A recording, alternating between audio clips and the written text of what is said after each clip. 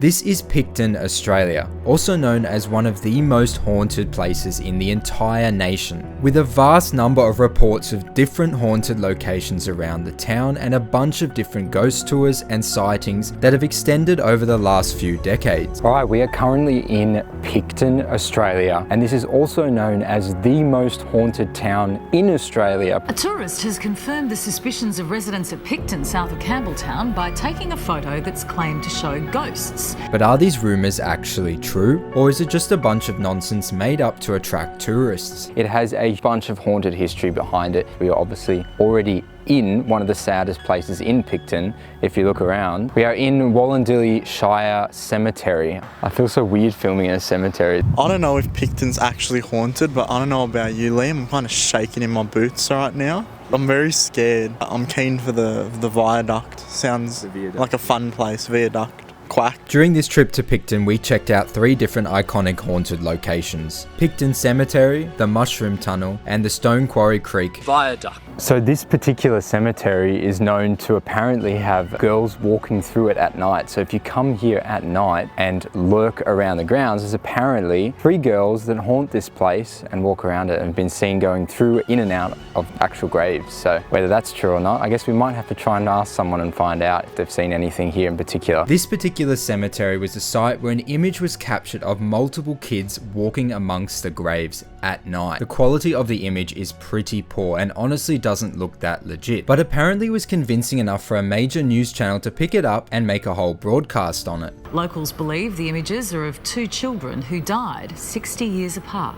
A quiet village known for its cafes, quaint pubs and ghosts. Locals say the graveyard's been haunted for years. Now a tourist seems to have proof. A photo with children she says weren't there. Yeah, could not explain it, so all the hairs on my arm just stood up. So let me know in the comments below how legit you think this image is. But there's also Shire Hall, which has apparently another 3 ghosts that haunt it, a mischievous old man and 2 other things, and that is said to be probably the epicenter of the hauntings in Picton, which is pretty cool. That was actually a mistake. It is not a mischievous old man, it is a mischievous young boy, a bearded man who wears a hat and suit, and a small girl who is often heard but not seen. One other spot we wanted to visit was the Mushroom Tunnel, but unfortunately that is actually closed today and seems to be closed on most days as well. And there we go. We may get some drone shots over there, but I also don't want to lose my drone, so we will see. Picton has been a ripe spot for ghost hunting, as many other YouTubers have explored the town over the last few years. Please.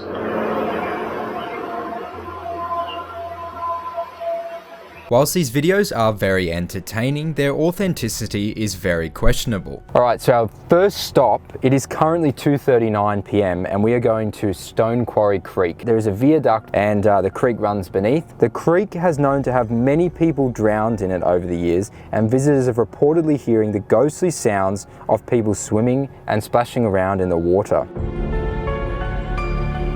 So we are currently at the viaduct right as a train's going over. This is the creek right below us, where apparently a lot of people have heard voices and splashes of people swimming, even though it's a pretty dirty creek. And I feel like we might fall down this cliff. What do you think? Let's go down, lad. You want to go down there? This is the shittest path I've ever seen. Watch Jeremy stack it. Not the blue vans. Come down, lad.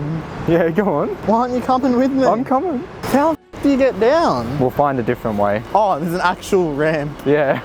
Let's go up under the actual viaduct first. Unfortunately, there isn't a whole lot of information on the hauntings of this viaduct. The only things we could find were about those voices and splashes heard in the creek by other people exploring. I'm not sure why it was built or by whom. So it's pretty cool that you can actually walk around and like under this thing. One of the biggest events that happened here is the Wallandilly or Appin mine disaster. 14 people were killed in that disaster that happened in 1979. That is one of the major reasons why people believe their ghosts kind of haunt this town. The Wallandilly Hall is haunted by a mischievous little boy, a bearded man who wears a hat and a suit, and a small girl. Small girl is probably the one that roams around the cemetery, according to people multiple sightings, but there are three main ghosts that haunt this place, apparently. That is not including, obviously, any people that may have been in the mine disaster. In 1979, many people can still remember that fateful day when 14 men died in the Appin tragedy.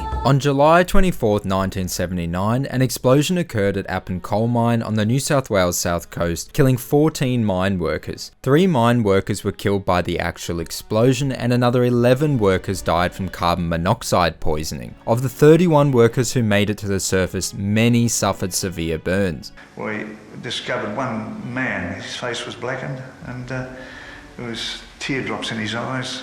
The judicial inquiry into the Appin disaster concluded that it was the fan starter box which sparked the explosion. According to the Daily Telegraph, the famous Picton ghost tours were actually closed down in 2011 after a council crackdown. Of course, you can always go on your own ghost tour of Picton, and I'm pretty sure there are new people that run tours and ghost tours now, especially walking tours throughout the whole of Picton. I believe that was a couple that ran them actually. She died 2009. You reckon she haunts the tunnel now? Who? Chick that ran the tours. Really?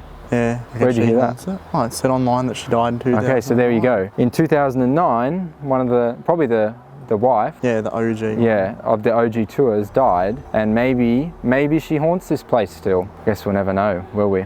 Get the Ouija board out then. We'll get the Ouija board out. Yeah, we've actually got full-on legitimate Ouija board app.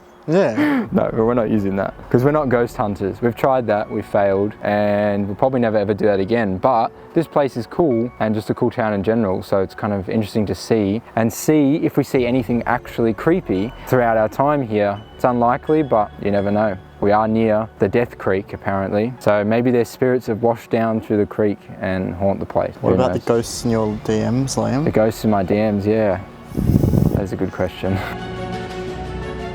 Another haunted place in Picton is the old maternity hospital, said to be haunted by crying babies as well as unpleasant matron. It's now a private residence, and apparently visitors to it have woken up with invisible hands wrapped around their throat, which some would think is a kinky thing. But yeah, you can't go there anymore because it's a house. Fun fact, there's also a geocache there. Go hunting. So we might have to break and enter. Exactly. It also says it's on Vault Hill as well, which is haunted by members of the Antill family. Interesting fact is the guy that settled there, Henry Antill, was buried upright so that he can look over his domain. That's pretty terrifying actually. Legend has it, there'll be another body in this creek if I go for a dip.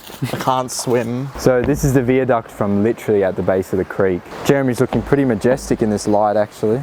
I am. I always look majestic, boy. Let us know in the comments below if you've had any creepy experiences while exploring Picton, or know of anything that's happened around this creek. All right, now we're going to attempt to see if we can get into the mushroom tunnel because we just saw people in there at like 20 minutes ago. So hopefully we can actually get in because that is probably the most famous haunted place in Picton. The mushroom tunnel is our #1 goal today. Our final destination on today's list is the Mushroom Tunnel. It is said to be haunted by a century-old ghost.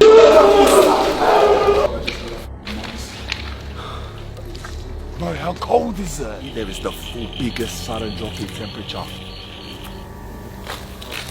Did I pass out then? I've got hot, cold sweats.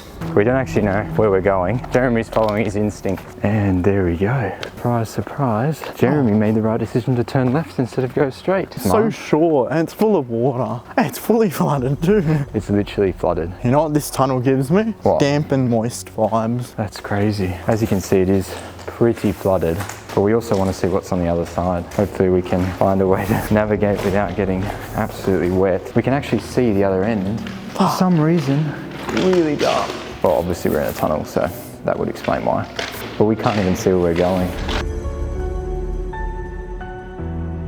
All right, so before this was storage for World War II, it was originally a train tunnel, obviously. The most well-known ghost in the tunnel is of a woman named Emily Bollard, who was struck and killed by a train over 100 years ago. So they reckon she still haunts this tunnel, but it is not 3 AM in the morning and it is not dark. We're not gonna wait around to see if she comes out of one of those nooks and crannies in the tunnel. You ever heard the legend of what came out of that tunnel? What came out of that tunnel? You. In 1916, a woman named Emily was crossing through the tunnel and didn't check the schedule, apparently, and was hit and pushed all the way into Picton. We've reached the end of the trail that comes out the other side.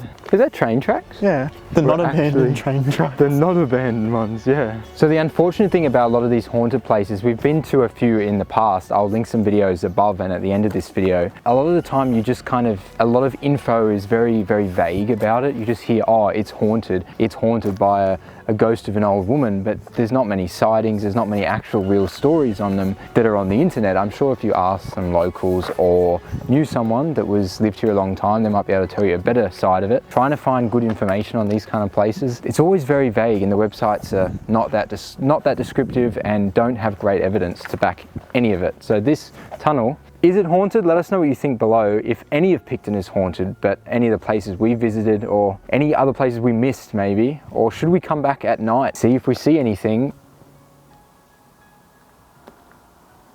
Some weird noises. Is that Emily? Bollard. Emily Bollard? Is she out here? I wonder. You know, once I hit a bollard. You hit a bollard? In Parramatta with your car, Westfield, yeah. You actually physically hit the bollard with your car because it blew up, didn't it? Oh yeah, I now suffer.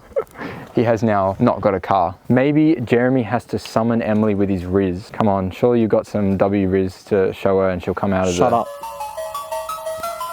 So what do you guys think? Does Picton deserve the title as Australia's most haunted town? Or is there another place that we have to add to the bucket list?